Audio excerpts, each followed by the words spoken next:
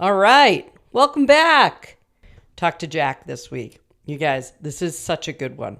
I forgot. We recorded this before the new year and it's really, really good.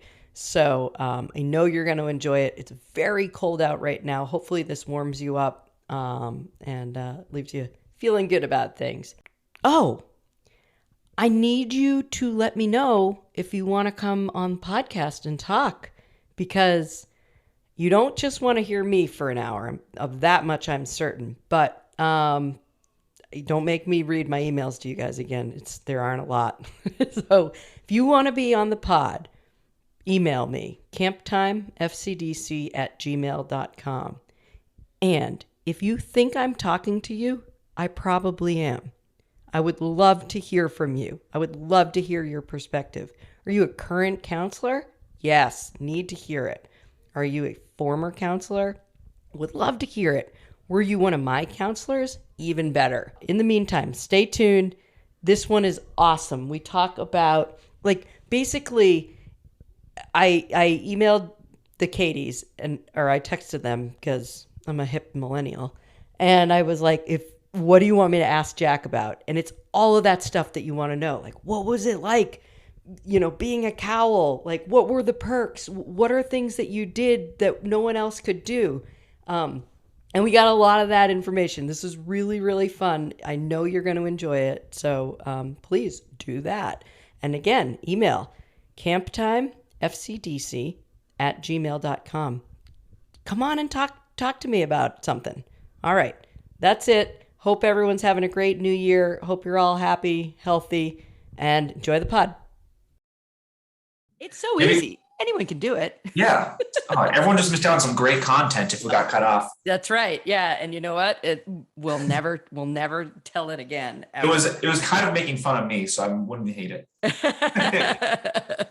It is funny though, that because the way that she said it, she's like, Jack had the worst cookouts. And I was like, oh, I didn't know that. Yeah, that's, oh man.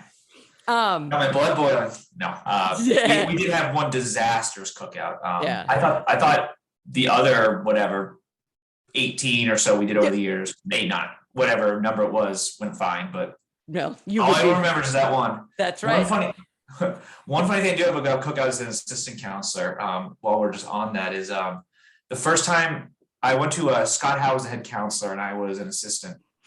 And we went over to his house to cook up taco meat for the kids. I don't know, we cooked whatever, 2, 3, 4, I don't even know how many pounds it was. Right. We were done cooking and I went to go drain like the fat out of the meat. And Scott goes, "Whoa, what are you doing?" Drain the fat. He's like, no, leave it in there. Kids love it. Gotta fatten them up. Oh my god! And you always leave the fat in for that reason. So that's right. Kids love it. So what was it? I want to go way back because I can't remember if I said it on a podcast. I think I did. My earliest memory of you, and I think I probably told you this, is seeing you as a baby. Your mom was like wheeling you in a stroller, and it was during an overnight. wow. Now, like, I think it's been so long that that may not be exactly it, but that's what it like comes to mind. I see your mom like wheel you in a stroller, and I was like, oh wow, like another Cowell, like, and so you've been there. Camp's been in your blood for a little bit, I'd say. Yep. Certainly. So what this is, I think, what everyone is fascinated by, to be honest with you, like, what's it like growing up Tom's son? With respect to camp. Yeah, it's it was really cool. As a really young kid, I mean, I can't remember much about the age, but I'm sure it was awesome because you kind of get to live and breathe it, I think, throughout the year. Especially, when school gets out in June, and my dad would be going over once school ended, when he was on summer break, he'd be going over there 3, 4, 5 times a week preparing. He'd be talking about like who he's hiring. So that was really cool, I think, just like already talking about it. We'd get the calendar. I guess everyone else got the calendar at the beginning of the year, but that was always cool. As a little kid, I definitely loved it. Did he run ideas by you? Yeah. we'd be at dinner table and he'd talk, my mom would be asking what we all did and we'd be talking about it. There'd be times he'd be talking about like, oh, for theme week, like, should I do, not necessarily seeking our like advice, but like getting our input, which was really cool. And it was fun. Like, this sounds awful as an adult having to go to work early, but he would get in there so early every day and he'd take us with him. And we'd sit in the office with him while he was like getting ready for the day. When his office was the nurse's office over by the pool. Mm-hmm. So that was really cool, being there, just watching repair, seeing some other people come in. We'd ride our bikes in, we'd park back behind Gail's actual house. There's like this little path over by like where the towels hang that we could take. So it was really cool. So when he was prepping for the day, were you guys just in the office or were you like exploring camp or? Pretty much in the office. Going through the files. I'm sure we were allowed to walk around. He probably didn't want us wandering too far. Sure. Not that they were that worried. Yeah. I don't remember going anywhere else. I think probably just got to our post as soon as we could because it was exciting to see your friends come in. So we were always the first one at post. Yeah. Always the last one at post. Up until I got a license essentially. Right. So that was really cool. Yeah. I think when I was like Mohican explorer age and entering like awkward teenager phase, I probably was like, oh, my parents are here. But right. By the time I was a counselor, even a CIT, I loved it again, especially because it was very competitive to get a CIT spot. And it was nice to just have like the automatic scholarship entry to camp. Absolutely. Same thing when we became assistants, a lot of my friends applied to be assistants, did not get to go. And it was nice not to sweat that out.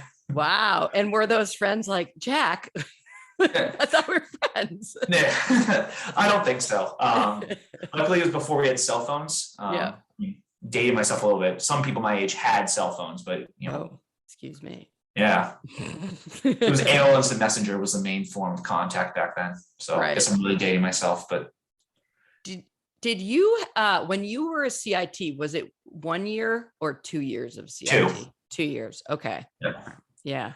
Trying to nail down. I heard you and Scott talk about how there was like this wave of people and it was kind of around my age. And I guess this probably happened cyclically, but we were like one of the first years where not everyone who signed up to be a CIT got to be one. And then not everyone who was a CIT who wanted to be assistant got to be one. And then I was a head counselor the summer after I graduated, assistant counselor the summer after I graduated high school. Yeah. All of us were. There was just no spots. I do remember kids younger than me being like not advancing to become a head.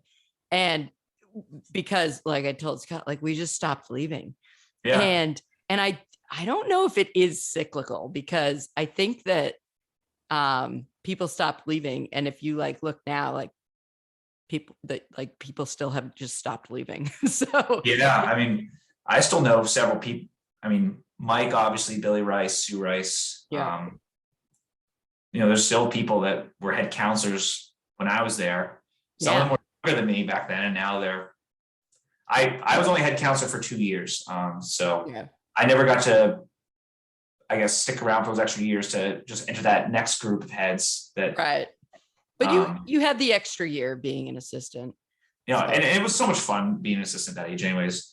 Yeah. Actually, when I think it was Ty, one of the podcasts you guys were talking about how there's 1 year the assistants won the when it used to be heads versus assistants. Yeah, that was my like senior year as an assistant, I guess, because we had because of this backlog of people. Yeah, we must have had like probably 6 to 10 people who were like coming out of their junior or senior year of high school, and even maybe a couple like people who had just done their freshman year of college who were all assistant counselors. Like, oh, nice. Yeah. So there was like this huge amount of people who were all like adults, but were assistant counselors. So we won one summer, and then next year we all became head counselors, and I think we ended up winning all but like one competition. Isn't it funny how quickly that allegiance shifts? Like when you're an assistant, all you want to do, like you just want to win. And then the first year you're ahead, you're like, well, I'm ahead. So yeah, exactly. We're fixing this so we win. Yeah, exactly. One other nice part of being the director's son was usually got some of the premier roles as a CIT and assistant. Ooh, yes. There were some certain ones that I never got that. You're okay with? Yeah. So give me, when you were a CIT, was it 2 weeks or 1 week? It was 1 week per 1 week. Area. All right. So give me like what your ideal, or perhaps what happened as a CIT. As far as like choice of what activities you were in. Yeah. Oh, I mean, luckily when you get 6 areas, it's usually you get a pretty diverse group of ones. Like they always want to put you in the woods, I think, once. They want to put you in the barn once. Yeah. Pool thing. But yeah, games, boating, archery, pretty much every year. I got one of those. Nice. The big 3. Yeah, exactly. Ceramics was actually really fun back then. Courtney was the head counselor back then. So yeah, nice. Ceramics was a high demand spot then. So yeah, I always got the high demand ones. That was great. Oh, well, that's great. Imagine that. I know it had its perks for sure. Yeah. And some of them, it depends on who the head counselor is. So true. Like, and I will say, when I was a head counselor, I was in 2 areas. I was in archery my first year, which is actually, it's a great spot to be for a first year counselor because the planning is minimal. Yeah. Because it's the kids' favorite spot. They just want to shoot bows and arrows. Like there's minimal creativity you even want to put in because the kids are there for 2 weeks, get to come once a week. They just want to shoot the arrows. Right. But, I was pretty ready to move on to something else after that because, it's the same thing every single day. And I got games the next year and that was awesome. Yeah. What did you like about games? I'm curious. I always enjoyed just like, you could run, first of all. Not all of us can't do that. That's right. Yeah. So you could run.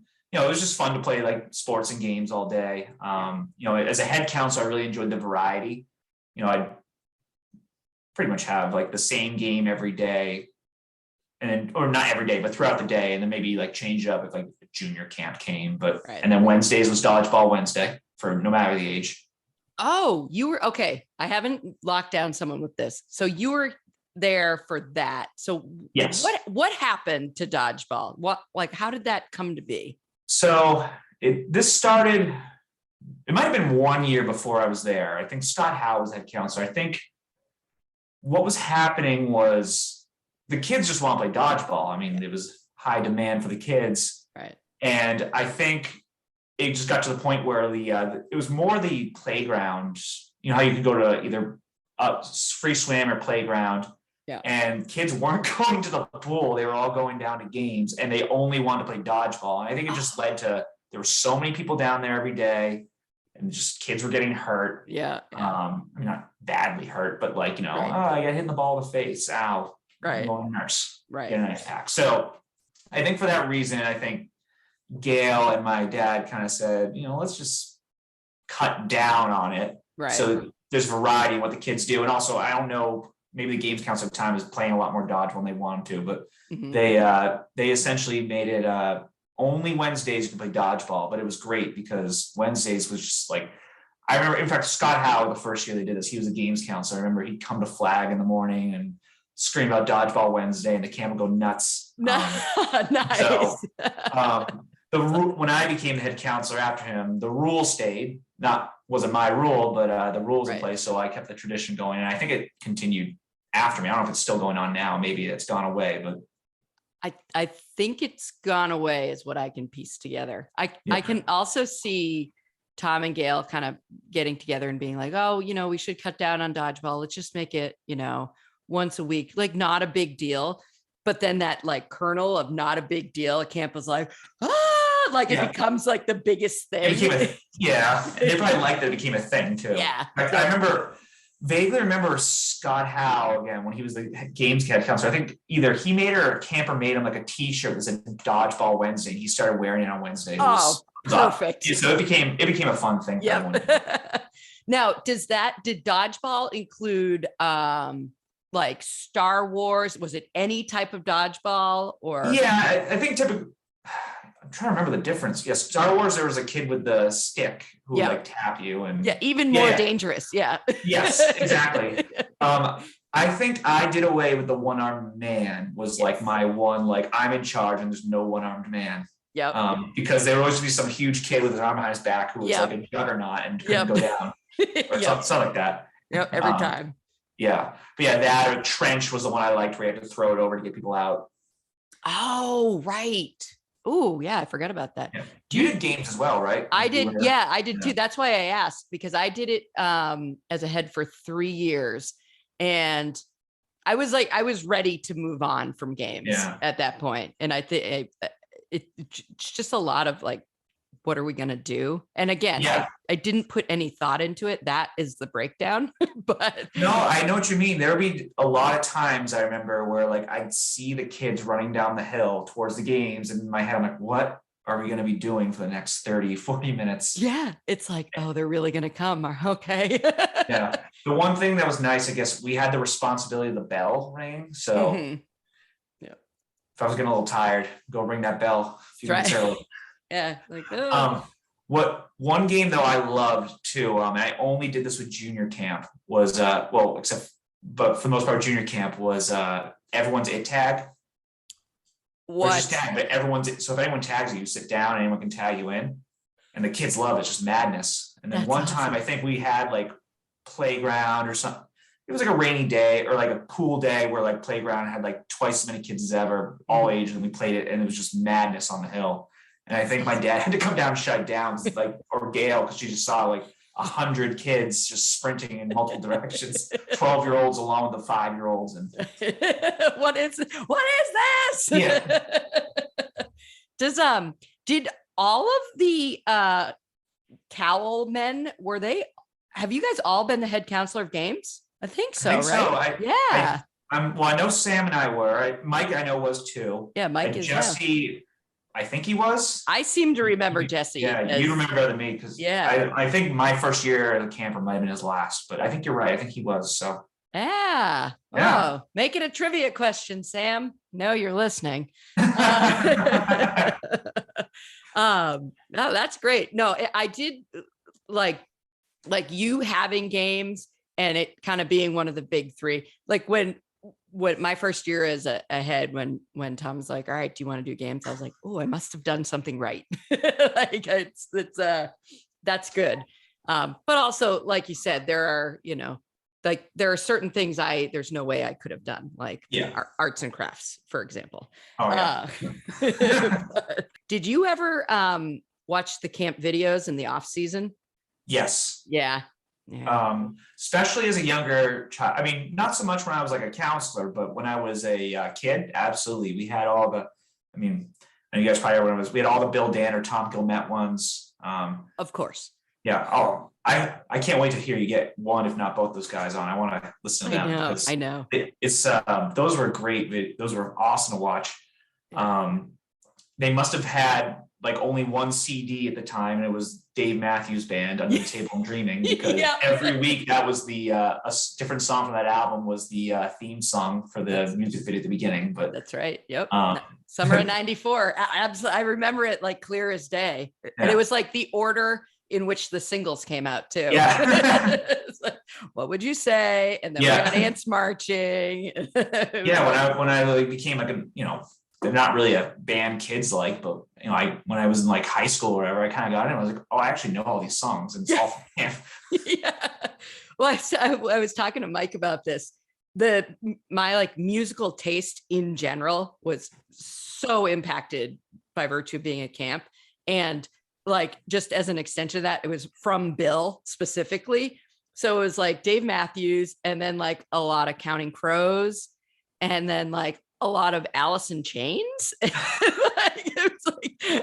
was like Rooster was one of the music videos, and I'm like, it's a choice.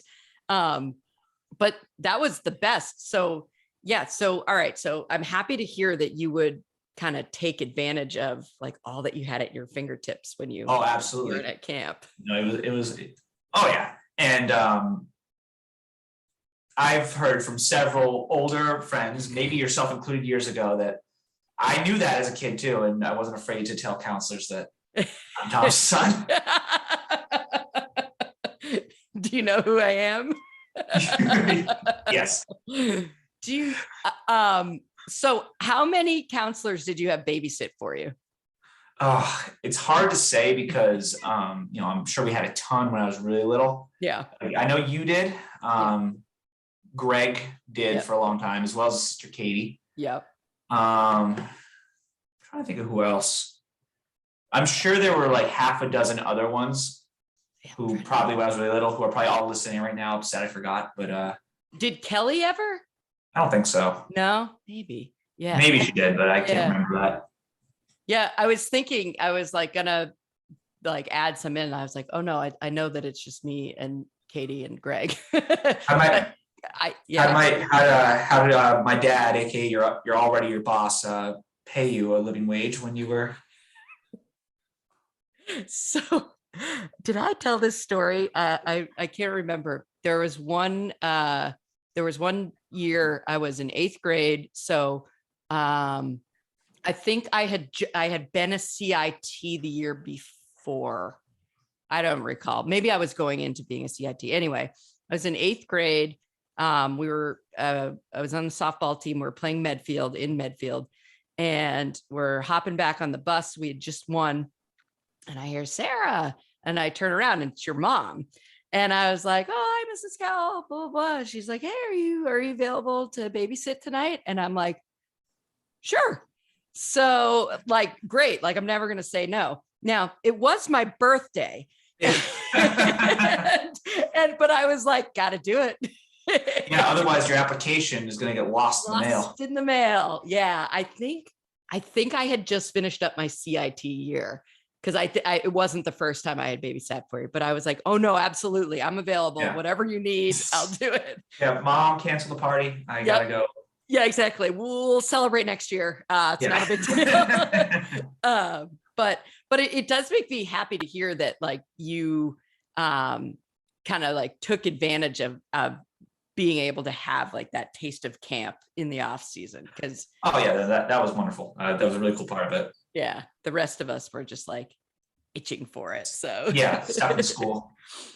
So the other thing, so you got, you had a little input on where you were in terms of activities and stuff. Did you lobby to do traffic in the morning, the night? Yes. I probably got that because I asked. But I love doing that. I did it when I was an assistant. Obviously I became a head counselor. I wasn't able to because I had to monitor the situation, but it was nice. I might have even done when I was still a CIT. Extra $5 a day. Whoa. But, ooh, behind the scenes. Yeah, I know, right? And it was just me and the entire Rice family. So I wasn't the only one taking advantage. Sue always stood the exact same place every time. It was Sue at the front, controlling the total flow. Yeah. And it would be I think my first year, John Patrick was still there. Okay. So it was him and then me and Shannon. And then when John left, Billy came in. Come on. I think it was a lot of fun. It was just fun because it was pretty easy to do. But and a lot cheaper than hiring a police detail for Gail. So, we will make the cars turn around in the Elks before we hire a cop. Yeah, I do remember that being a thing where like I forget, I don't know if they I don't think they ever increased the amount of kids coming, but it became a problem with parents turning left. Maybe it was just like people from Franklin were coming more from Medway or something, but people turning left into that entrance were causing a backup, and the town of Franklin, I guess, told Gail they're gonna have to detail. So Gail's like, no. Yeah. So she had Sue parking people on the side, and like I think they made a rule that parents couldn't walk up. And I forget. That's probably not true, but there was some big to do. Well, now you can't turn left. There's a sign. Oh, really? Oh, yeah. No, I wasn't kidding. So there's a sign that says no left turn in the morning or the afternoon. You have to go and turn around in the Elks and then take the right-hand turn. Oh, that's so funny. Yeah. It's probably been happening ever since then. It has been. I remember hearing about when that happened. I'll have to pin down the date. It probably was what you're talking about, but Gail was always concerned about the traffic on Pond Street. Like she was, I mean, right. Yeah. I mean, if they're saying you have to get a detail, then. Well.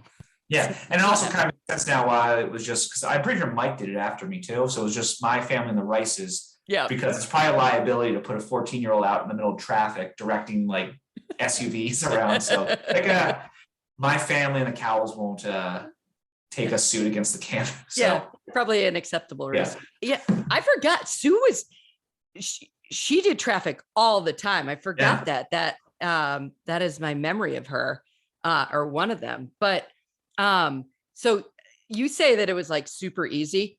I always, from the time I was there, even to this year, it looks very difficult. I bet it's pretty difficult being a parent, with your kids in the backseat, little kids running around and driving, and you have, I don't know who does it now. I'm just picturing myself at age like 14 going, like park there. Like this kid doesn't have a license, and he's like, I'd be like telling one car not to come out and one to come out at the same time, and it probably wasn't done right. No, I can see why it's stressful for a driver. Yeah, so I disagree. It's so organized. So having been through it 1 year now, everyone, and you're right, everyone has their slots. So there's 4 people, right? Yep. Yeah. So there's the first one who, like you said, directs the flow. And then I don't know who's like in charge. Is it the first one who's like sending down 3? Yeah. Okay. And then I'm trying to remember. I know Billy would always stand down the furthest one, then me, then Shannon or John, whoever was there. Yeah. I don't think there was I think only Sue was in charge. I don't think there was any hierarchy beyond that. But of course, But we all just kind of stayed in the same spot every single time. Yeah. It is cool though, because it's one of those things that he just did it right. And you've got like the silly like Mickey Mouse gloves on. But from a parent perspective, it is pretty cool to see. It's like, okay, this is what we're walking into. This is what this place is. Yeah. The kids always knew who we were. That was always fun. Yeah. Yeah. Like the new campers who didn't really know campus, like, oh, you're the person in the traffic. So that was always fun. Absolutely. Yeah. Theme days always be funny when you're in traffic. Yep. Especially in days where like not everyone dresses up. Like, I don't know if they still do this. They probably do. Like there'd be like all the CITs dress up this day, or all the assistants, and I'd be the only assistant down there, and I'm the only person in costume. Right. And they're like, "What's wrong with him?" They're like, "Oh, he's not a Rice." Not one of us. He doesn't get it. So when I worked there, I always thought, oh, I would never want to have that job, because I really did love being at Post. It was like one of the best. Well, there's so many best times a day, but you just kind of get to like hang out with your kids and like chat with like the counselors next door to you. I loved Post. Yeah, I did too. Once I became a head counselor and I had to go back to Post, I was like, oh wow, this is great. Pretty nice. Yeah. I did enjoy the extra wages, I guess, from traffic. But once you're right, just being able to chat with the kids and like you're obviously working, like making sure everyone's behaving, but that's really it. Like you're not running activity like after you're tired from the whole day. Yep. And that's the stuff that like in general, I feel like kids remember, right? So when parents are like, how was your day? They're not like, oh, we had adventure and we did this specific activity. They're like, we were playing Crocodile at Post and I won. Like it's those little moments that you don't think are a big deal, but like that, like Post time, I feel like is when they happen most. So got in. No, you're right. Yeah. Flag in the afternoon, even the morning too. Those are the best. I love the best. Tell me about counselor outings. What were your favorites? And what was that like were you privy to any of those outings before you were a counselor? Only the one that was at my dad's house, my house. Right. I always got to go to that as a camper, which was so cool. That was like my favorite day of the summer, to be honest, because all the counselors are coming over to my house and and that one was always great. I think I know they do less of them now. I think that there's like, you'll have to ask someone who currently works there. I think like the only like ones that are still like camp like certified are that one and the end of the year party. But I think Really? There's probably, I think there's like unofficial ones where like a bunch of this is what I've heard at least, that, the counselors will all get together, but Gotcha. certainly that one. The end of the year party was always a lot of fun. I thought it was really cool. I heard you talk about some on the podcast about how like there's always like these. It's almost like you just can't talk to your other friends from high school or middle school during the camp year. Like they won't get your inside jokes. I don't know if you ever tried to bring like a friend of yours from school to hang out with you and your camp friends. It just doesn't work out. It's not good. Just because your friends are like, what are these people talking about? But so the end of the year party was always cool because you're like, oh my God, it's over. This is the end of the summer. And there was always like this cool thing they did where they'd like put like a piece of paper with everyone's name on it, and like everyone could just go write a nice note. And that was always cool stuff. I always enjoyed reading those and writing on those. That was always a really cool thing.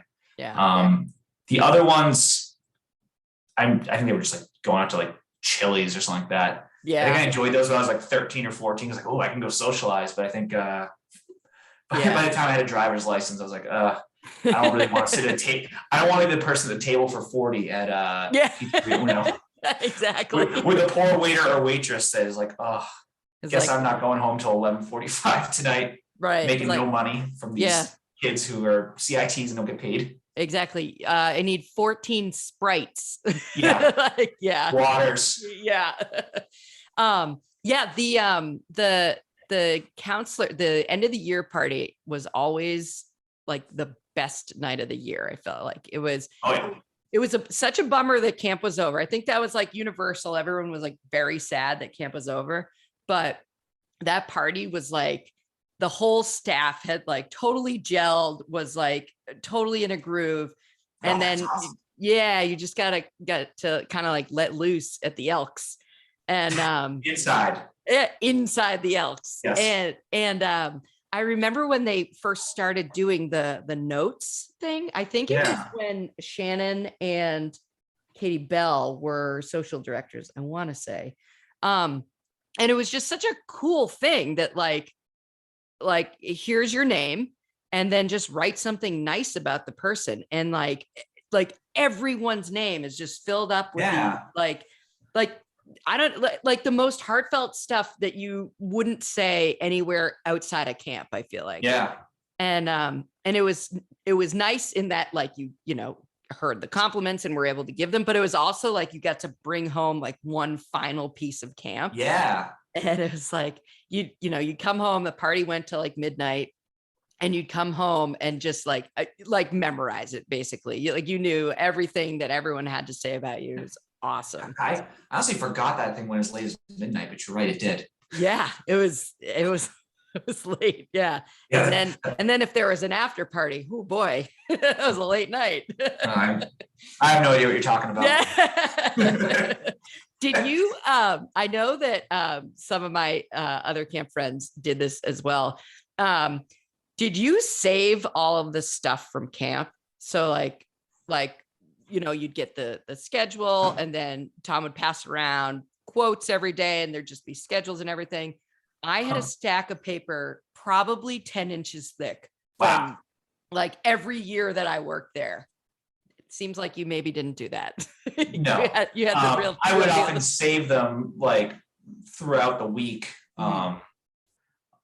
If I'm gonna guess these. Well, actually, I don't know if Sam has continued this. I know my dad did. This is something I learned from sitting in that office all those years. There you go. Every single handout he gave out, every schedule, every roster, every allergy list.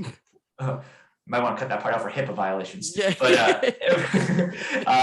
But like every document that was given out, and that included like the head counselors ones, like the Navajos saying one home, or the Micmacs or the Tenderfeet, are kept in like a file. And it's by year, and he had every single one for every single year he worked there. And a lot of it was like who was in each competition, so he could make sure he put the same people in the same competitions every year. Or like, hey, that didn't really work out, let's not do that, or this one worked out. So like he would like go through these all the time. Wow. And I have no idea, I've never asked Sam if he does that, and maybe if he does, I think he has a computer at his desk. Interesting. So he might even have, What is maybe that? Sam has has gone 21st century and has a computer, but yeah, I bet those files are still there somewhere. That's very cool to learn. In fact, if next time you go in there, I bet you can go look at like whatever year you were like a explorer, and you could probably see like the roster for like session 2 in there. Oh my gosh. Well, I'm probably not going to rifle through the files in the office. With permission, of course. But that would be very cool to see. Yeah. I'm sure that Sam, come on the podcast. We have some questions for you. I'm sure that he has a system though. Because it's like the amount of work that actually go, like Tom would always joke on the first day of camp. He'd be like, welcome to camp. He's like, my name's Tom and my job is just to walk around. Yeah. Right. And he'd like play it off like whatever. And it's like, oh no, so much work. Yeah. And I mean, like we all know this at this point. I think we knew it in the moment, like kind of made the camp run, right? Like his vision, the way that he like put it together and ran it, like that's kind of set FCDC on the path that it's on now. So definitely. I mean, I don't know, there's probably other people probably know this better than me, but like I get the sense that Gail certainly had the main vision, but she kind of just said, all right, go do your thing, and wouldn't really like, she was Robert Kraft and he was Bill Belichick. There you go. An analogy we can all relate to. Yeah, exactly. Absolutely. Yeah. She ran the show ultimately and set the rules, but at the end of the day, she said, just go do it. Right. And she had the vision to be like, I need someone. Yeah, no, that I think that's true. And then, of course it's, passed down to Sam, and that's like, couldn't be anyone better to kind of carry that torch. I have not been back to visit in several years, not since Sam has taken over. It just hasn't worked out where I've been able to get over there. Whoa. You gotta don't get summers off. Yeah. I know. You gotta carve some time out this summer though for the definitely. The 50th. I just changed jobs this past summer, so I wanted to go. I just changed jobs in July, so I wasn't able to use my benefit time, but maybe next time I might be able to. So I changed jobs in July too, but I took did you? 2 weeks off in between. So I was at camp a little bit. Oh, that's awesome. It was amazing. Yeah. I changed right before the holidays, so like camp already just hadn't started yet. Yeah, that's the way to do it. Yeah. I needed Eric one time. I think he got like 6 weeks off of work to come work at camp 1 year. Yeah. It was like something crazy where he got some time off, but was like also working during the weekend. So he was working like 10-hour days or 12-hour days over the course of the weekend or something like that. For those of you listeners who are either like current counselors who aren't full-time employees yet, you have no idea how difficult something like that is to pull off. That doesn't even comprehend in my mind how you can do that. No, 7 days at like, a full camp day and then like a double time day on your off time. Woof. Did you ever like have like a part-time job outside of camp and you'd see campers come in or anything like that when you were like teenager? Ooh, that's a good question. I did work at CVS in Holliston, store 1860, shift supervisor.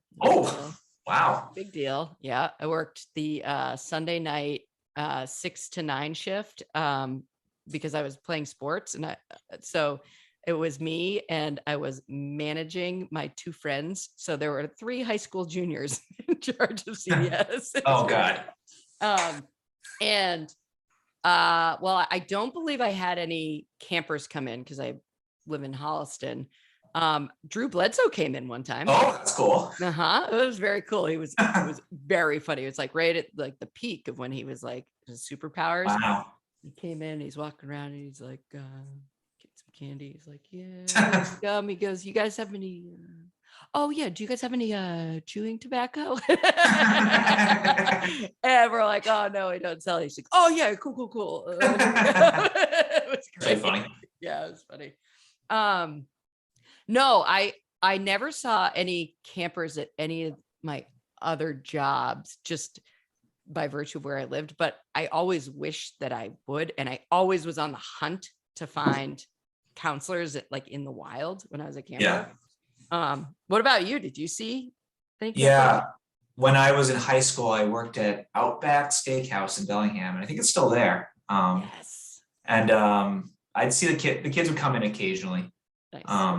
I also, when I was in college, I substitute taught over like winter break or something in Medfield, and I had a few kids in the class, and they were like, I wasn't working at the camp anymore at this point. Well, maybe I was, but they had been like campers in previous years, so I'd see them occasionally. It was really cool. That's very cool. Yeah. Like, whoa, you're a real person. Right. Yeah. You don't live at camp. Yeah. Like when you see your teacher outside of school.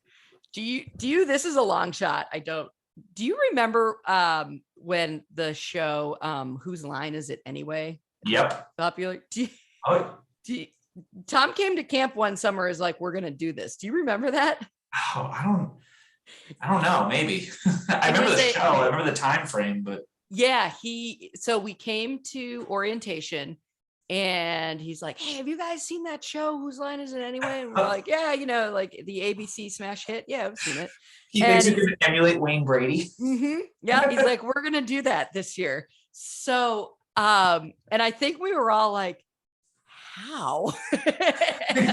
And I think we ended up doing it maybe as like maybe a rainy day activity. I have a memory that maybe we did it in the tent. I can't remember, but that was the first time I was like, oh, I wonder if Tom, like in the off season, just is always thinking about camp. He's like, yeah, we're gonna do it. But that was the first one that we were like, I don't think we have the skill here to do that. that one probably went in his files of, don't do that one again. Maybe not. And I saw the whipped cream going this far. Yes. I heard that. I forget whose podcast that was, but I heard that one. I was like, yep, I remember that distinctly. That's amazing. So what do you recall about the in general rule of getting back to orientation? If you had to like language that was appropriate, if you had to think about, what type of clothing you were going to wear, should you do it or not? Or I remember the clothing. It was, if you have to think about it, you probably shouldn't. It's funny, actually, at work, I heard someone say that to like staff recently. Like, oh my God, like, but it's true. I guess anywhere in life, but I remember that one. Yeah. And then I remember there was one word. Well, there are a lot of words that you can't say at camp that you can't say anywhere, but there was one in particular that you could not say. It's a 4-letter. Begins with an F. What's that? It's got to be a 4-letter word, right? It is. It's a 4-letter word. Okay. Begins with the letter F. Oh yeah. It ends in the word art. And this was not a camp rule. This was, it was a rule at camp because my dad was running the camp, but this was a rule at home too. Really? I couldn't say that word at home. Really? He hates that word. Really? Yeah. And it's not like they were like, it's not like I grew up in a household where it was like, you can't do this, you can't say that. Yeah. But that word was a hard no. You could not say that word. I have to ask, can you say it now? Seems like no. Look, I don't want to force you into doing anything you're not comfortable with. Fart.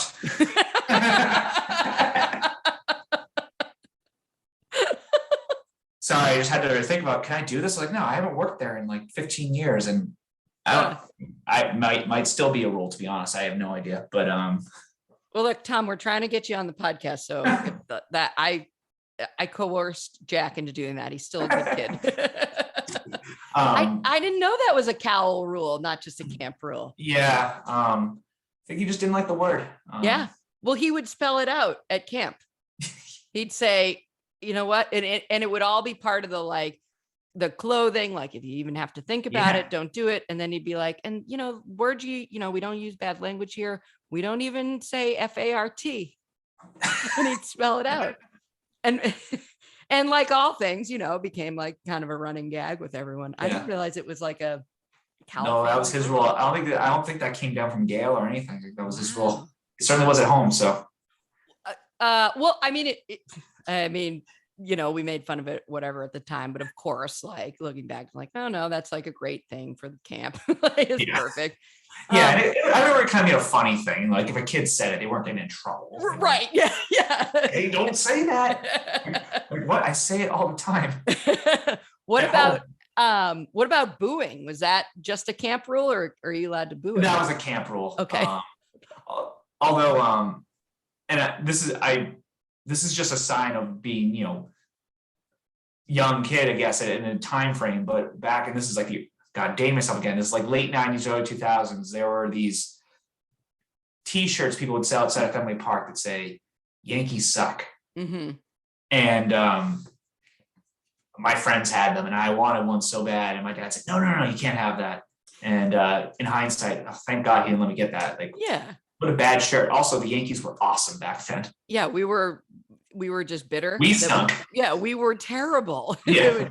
Took until he's like, it's not even right. Yeah. We're all about that was clothing that wouldn't have been allowed at camp. Yeah.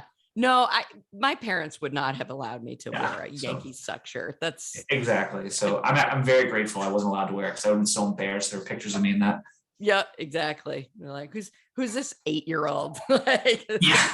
Do you remember Tamagotchis?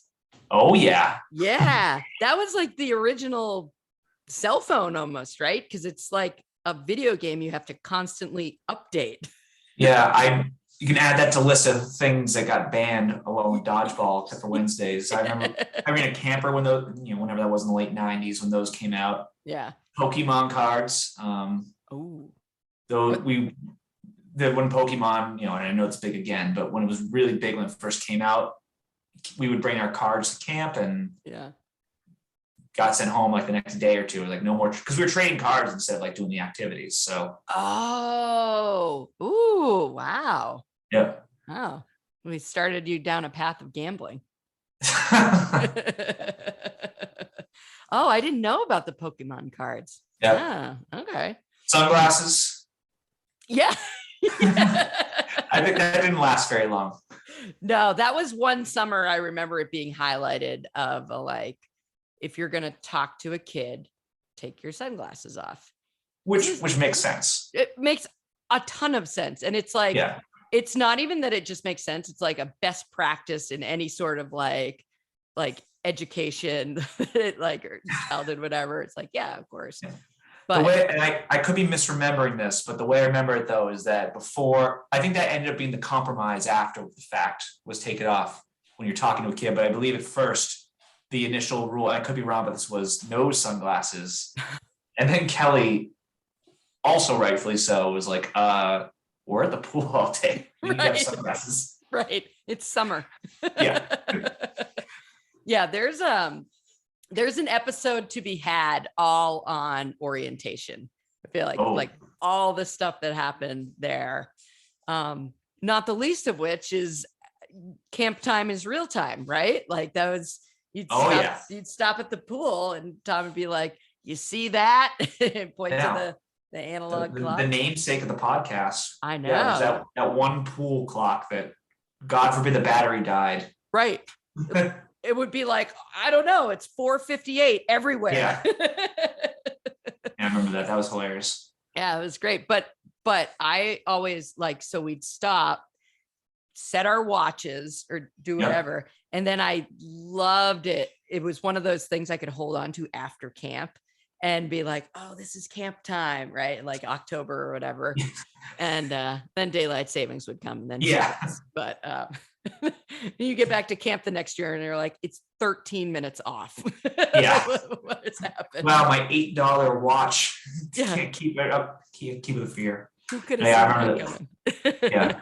And that was always a classic part of the orientation for sure. Always when we were walking by the pool.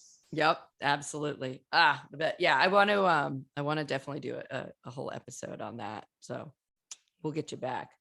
Do you remember Serge? Like yes, the original?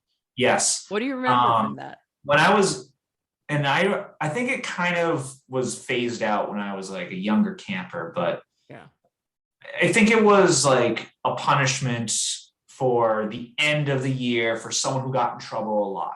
Like Not that it happened to anyone when I was there, but like if it would have happened to someone during my time, it would have been Banana Mike. Just someone who was just constantly like late, like likable person, but like, Yep. assistant counselor who like was breaking the rules or Right. chewing gum or other stuff. And bare feet. Yeah. The way I remember it is like Serge was the name of some like fictional hairdresser, barber, and they would like give the person, they do their hair up, but essentially they would just like put all this gross food in there, like mayonnaise, mustard, chocolate syrup, like pecans, like, and just rub it all in. And it was just kind of a final year punishment for whoever got in the most trouble. That's right. Yeah. Do you remember who the original Serge was? No, it was John Panciaco. No way. Yeah. That's funny. Well, I wasn't there for John's first time at camp, but the second time around I go. But that's really funny. Yeah. I guess that adds up. I do actually remember Katie Crowley did it once to one of her assistant counselors. Yeah, Rob. Yes, it was Rob. Yes, yeah. Did it during one of the skits. But I think Rob had like co-signed in doing it, so she got to bring it back once. I think, and I would have to double check with Kelly on this one, because Kelly, I believe, was in one of like the hairdressers of the first one. So like Serge was like in charge and like pointing out like what you need, like you need mayonnaise, whatever. Yeah. So it was him, and then I think it was Kelly.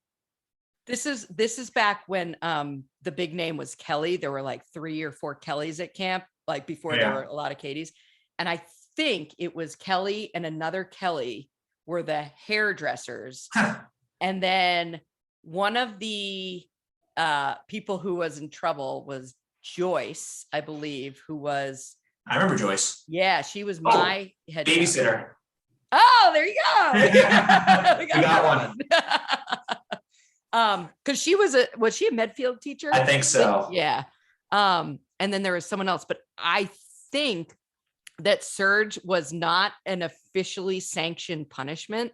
Like, I think that they were like, we're gonna do this because we're like mad at these people, not or whatever. Like, we want to get them basically.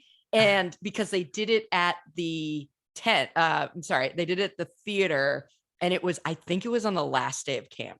And so I think this was like a comeuppance for all of camp or something like that. But wow, I would have to run that by Kelly. I'm pretty sure that that's what it was. But I don't know. Maybe they did run it by Tom. But yeah, yeah, it was crazy. But it was very. I have a very vivid memory of that. And it was like, and they all dressed the part, and like John was dressed as this like gypsy type person. And Kelly were all like done up to the nines. And then they were like, yeah, because you could tell that the people who got surged didn't know what was about to happen. So they like called them down, and they were like, okay, whatever. Did they only do it to male counselors or? No.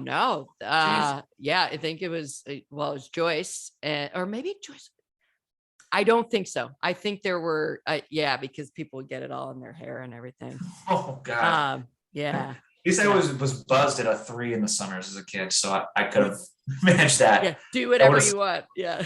That would have stunk for someone who like wanted to like go meet their friends later that night. I know. Well, especially if it were the last day of camp, then you got to go to the end of the year. Oh God, the end of the year party. It smelled terrible. All right. Well, I think that's everything from your list. I mean, this does not have to be a one-time thing. Yeah. Definitely come back. I think I'm hoping that I can like kind of those like more like focused ideas. So I like the idea of like doing the like ranking the activities and like stuff like that. So this has been a lot of fun. It's been so much fun to listen to. I haven't thought about camp in years. My family talks about when I go in the summer, but like it's all like inside like things that like, oh, you hear about this thing that happened, and it's like not working there. Like it's hard to like but like hearing all these memories, it's been awesome to listen to. So I've really been enjoying it. Oh, that's good. Yeah, I've been saying we're the just the embodiment of the song "Glory Days" by Bruce Springsteen. Yeah. Like the amount of times I'm like, well, when I was there, it's pretty ridiculous. So, but yeah, it is fun, especially now it's getting cold and stuff. It's like, oh, sweet camp. It's great. So It's been awesome to listen to. yeah, good. Oh, I'm happy that This has been fun. This was fun to do too. Yeah, good. All right, we'll do it again and hopefully have even more audio issues that I can brag about. It's so easy. Yeah. I'm like, and I'll be curious to see if that first part, if it did record, because I was just chatting, just going away, and then I was like, huh? And I'm like, oh, well, good. No one needs to hear about my my bad cookouts. So it's all right. We got to cover. We got to cover. It's fine. All right. All right. Thanks. All right. Good talking to you, Jack. Have a good one.